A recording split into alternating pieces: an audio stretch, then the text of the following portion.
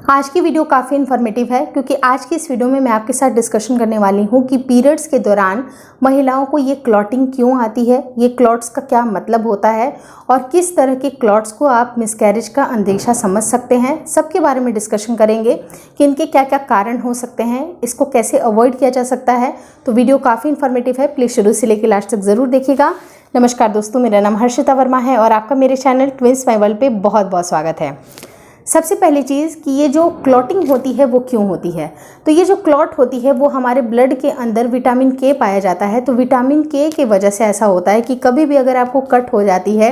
कभी भी किसी भी इंसान को अगर कट हो जाती है, ब्लीडिंग आ रही है, तो ब्लीडिंग को तुरंत रोकने के लिए विटामिन के बहुत ज़्यादा काम करता है और वहाँ पर वो क्लॉटिंग बन जाती है और स्किन के बाहर ब्लड का रिसाव बंद हो जाता है। यानी कि ब्लड में क्लॉटिंग आना बहुत नॉर्मल सी बात है। लेकिन जो पीरियड्स के क्लॉट होते हैं वो थोड़े से डिफरेंट होते हैं। उनका फंडा ये होता है कि साइंस ये कहती है कि जब अगर आपका मेंस्ट्रुएशन साइकिल होता है 28 से 30 दिन का, तो उसके इन बिटवीन में एक अंडा रिलीज होता है। जब अंडा रिलीज़ होता है तो उस टाइम पे जो आपकी यूट्रस होती है, जो बच्चेदानी होती है, वहाँ पर एक मोटी लेयर बनना शुरू होती है। क्योंकि इन केस अगर कभी भी फर्टिलाइजेशन हो गया और जाइगोट के रूप में जब आपका नन्हा सा जो अंडा है, जब वो जाइगोट के फॉर्म में आया तो उसको एक तैयार गद्दी मिले ताकि वहाँ पर प्रेगनेंसी का शुरुआत हो सके। तो अगर प्रेगनेंसी के लक्षण नहीं नज़र आ रहे हैं, कुछ ऐसा फर्टिलाइजेशन का काम नहीं हुआ या किसी कारण से इम्प्लांटेशन फेल हो गई, तो होता क्या है कि वो जो अंडा था जो कि बना था और उसका फर्टिलाइजेशन नहीं हुआ, तो अंडे के साथ ही साथ जो मोटी गद्दी जो तैयार होती है आपके यूट्रस यानी कि बच्चेदानी में, वो परत धीरे धीरे टूट टूट कर गिरना शुरू हो जाती है। आपको पता है कि जब आपका ब्लीडिंग आता है, जब अगर आपको मेंस्ट्रुएशन की फ्लो आते हैं, उस टाइम पे आपको थोड़े थोड़े ब्लड के टिश्यूज़ और कुछ ऐसे मोटी परत जो कि आपके बच्चेदानी की परत होती है, वो सब कुछ धीरे धीरे करके आउट होती है। और ये हर एक महीने होता है एक लेडीज़ के साथ, क्योंकि उनके साथ ये इस वजह से होता है क्योंकि जब एज सुन एज जब अगर उनका अंडा फर्टिलाइज हो गया, उनकी प्रेगनेंसी कंसीव हो गई, तब ये जो बच्चेदानी की जो परत है वो काम आती है। लेकिन अगर इसका वेस्टेज हो गया, अगर इसका इस्तेमाल नहीं हुआ, तो ये एज इट इज़ धीरे धीरे ब्लड के रूप में, टिश्यूज़ के रूप में ये बाहर निकल जाता है। ये तो हुई आपकी क्लॉटिंग की बात कि ये आखिर क्लॉटिंग क्यों होती है मेंस्ट्रुएशन के टाइम पे। लेकिन अगर आपका इम्प्लांटेशन फेल हो जाता है तो कई बार आपने देखा होगा कि बहुत सारी महिलाओं को जैसे कि उनका एक अंदाज़ा चल रहा है कि शायद इस बार उनकी प्रेगनेंसी रुक जाए। तो प्रेगनेंसी जैसे मान लीजिए कि जिस दिन उनका पीरियड का टाइम है उसके 10 दिन 20 दिन वो टाइम ऊपर चला गया, यानी कि प्रेगनेंसी कंसीव हो गई है। लेकिन किसी कारण की वजह से, जैसे कि अगर कारण की मैं बात करूं, जो मिस्ड एबॉर्शन होते हैं, कई बार क्या होता है कि बच्चे की ग्रोथ अच्छी नहीं बन पाती है,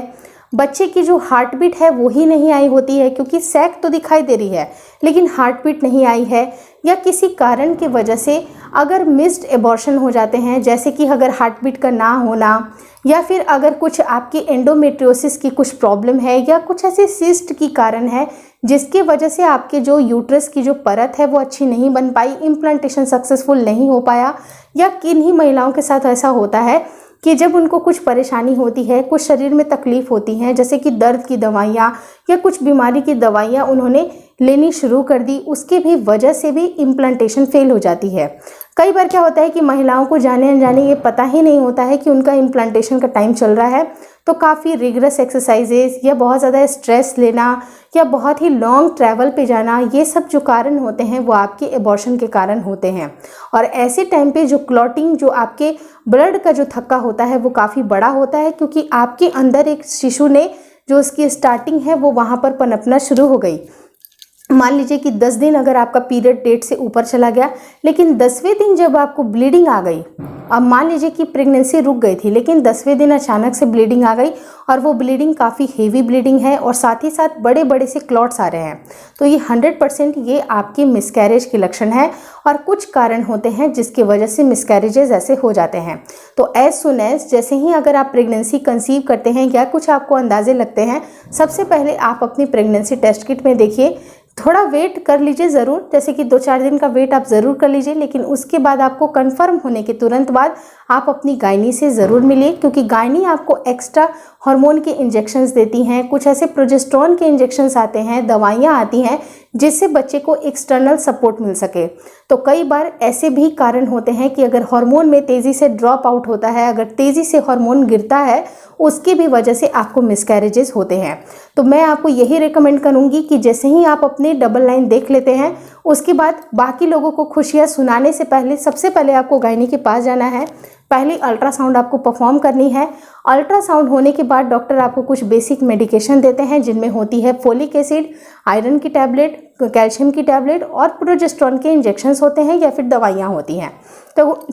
कुछ आपको बेसिक दवाइयाँ लेने के बाद फर्स्ट अल्ट्रासाउंड में कंफर्म हो जाना चाहिए कि बच्चे की हार्ट बीट आपको दिखाई दे रही है। उसके बाद ही आप अपनी प्रेगनेंसी की गुड न्यूज़ या फिर हो सके तो 3 महीने के बाद ही आप सुनाइए। तो ये जो जितने भी चीज़ें मैंने आपको बताई हैं, उन सबको आपको ज़रूर ध्यान में रखना चाहिए और अपनी हेल्दी प्रेगनेंसी की आप कामना करें और मेरे वीडियोज़ को फॉलो करें, क्योंकि मेरे वीडियोज़ आपके लिए काफ़ी ज़्यादा हेल्पफुल होंगे। काफ़ी अच्छे अच्छे कमेंट आते हैं, लोगों के पॉजिटिव फीडबैक आते हैं, तो आपका भी कंसीव होगा। इसी उम्मीद के साथ, इसी विश्वास के साथ अब ये इस वीडियो को एंड कर रही हूँ। Thank you so much for watching